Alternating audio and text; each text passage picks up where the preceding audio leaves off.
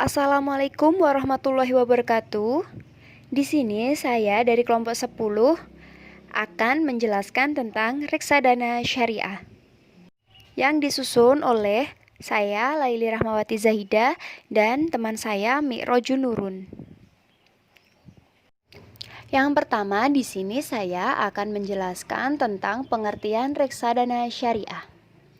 Menurut fatwa MUI, reksadana syariah adalah reksadana yang beroperasi menurut ketentuan dan prinsip syariat Islam, baik dalam bentuk akad antara pemodal sebagai pemilik harta atau yang disebut sahab al-mal atau rob al-mal, dengan manajer investasi sebagai wakil sahib al-mal maupun antara manajer investasi sebagai wakil sahib amal dengan penggunaan investasi. Dalam pengertian lain, reksadana syariah itu adalah reksadana yang pengelolaan dan kebijakan investasinya mengacu pada syariat Islam. Yang kedua, saya akan menjelaskan tentang prinsip reksadana syariah. Reksadana syariah itu kurang lebih memiliki 4 prinsip, yaitu yang pertama, kegiatannya tidak bertentangan dengan syariat Islam. Tadi kan sudah dijelaskan bahwasanya reksadana syariah itu tidak menentang ketentuan Allah. Dan yang kedua adalah transaksi tidak mengandung hal-hal yang dilarang, yaitu seperti najasi, ba'i makdum, insider trading, dan melakukan investasi pada perusahaan yang banyak utangnya. Dan yang ketiga yaitu prinsip aturan investasi hanya pada efek-efek dan penggunaan yang kegiatan serta hasil usahanya berpedoman pada prinsip syariah. Jadi segala sesuatunya itu pedomannya hanya Al-Quran dan As-Sunnah. Yang keempat yaitu adanya screening dan cleansing. Itu prinsip reksadana syariah. Dan yang ketiga yaitu bentuk-bentuk reksadana syariah. Yang pertama, reksadana bentuk perseroan atau PT, yaitu perusahaan penerbit reksadana, yaitu menghimpun dana dengan menjual saham. Selanjutnya dana tersebut diinvestasikan pada berbagai efek yang diperdagangkan di pasar uang. Dan ciri-ciri reksadana berbentuk perseroan ini yaitu bentuk hukumnya adalah perseroan terbatas. Yang kedua, pengelolaan kekayaannya reksadana didasarkan pada kontrak antara direksi perusahaan dengan manajer investasi. Dan yang ketiga yaitu penyimpanan kekayaan didasarkan pada kontrak antara bank konstodian dan manajer investasi. Dan yang kedua yaitu kontrak investasi kolektif. Kontrak investasi kolektif yaitu kontrak yang dibuat antara manajer investasi dan bank konstodian yang juga mengikat pemegang unit serta sebagai investor. Jadi sebagai manajer sebagai pemegang unit dan sebagai investor. Itu kontrak investasi kolektif.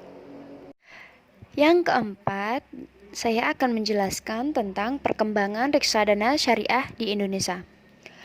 Perkembangan reksadana syariah di Indonesia yang pertama kali yaitu Dana Reka Syariah yang berdiri pada 20 Juni 1997.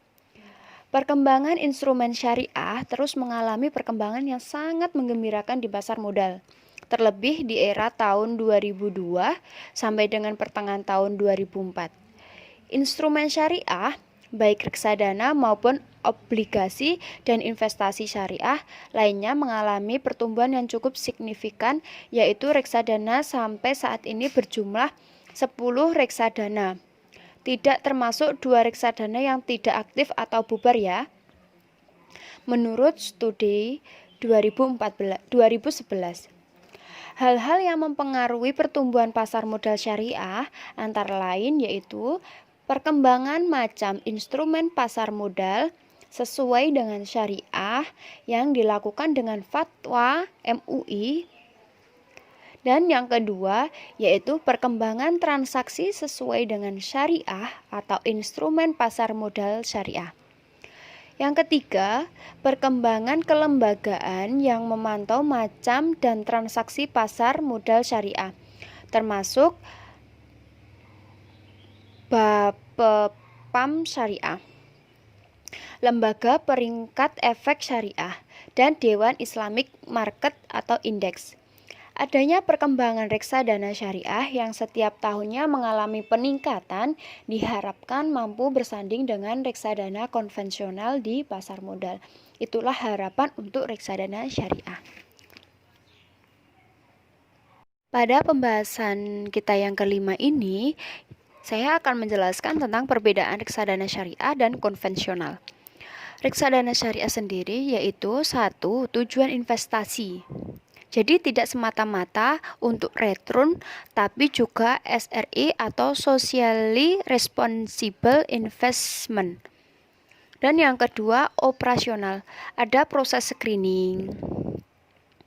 Dan ada juga return, yaitu proses cleansing atau filtering dari kegiatan haram. Jadi semua pada reksadana syariah ini disaring lagi, difiltering untuk menjauhkan dari hal-hal atau kegiatan yang haram. Dan yang keempat, pengawasan, yaitu reksadana syariah itu diawasi oleh DBS dan OJK. Sedangkan yang kelima ada akad, yaitu selama tidak bertentangan dengan syariah maka diperbolehkan di dalam reksadana syariah. Dan yang keenam adalah transaksi. Transaksi di sini tidak boleh mengandung unsur gharar seperti najasi, ikhtiar, maisir, dan riba.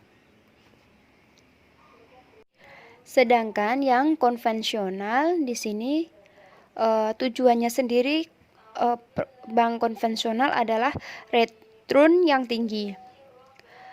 Bentuk operasionalnya tanpa proses screening, jadi bebas.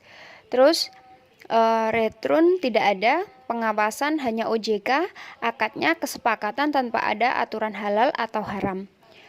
Dan transaksi, selama transaksinya bisa memberi keuntungan maka diperbolehkan dalam konvensional.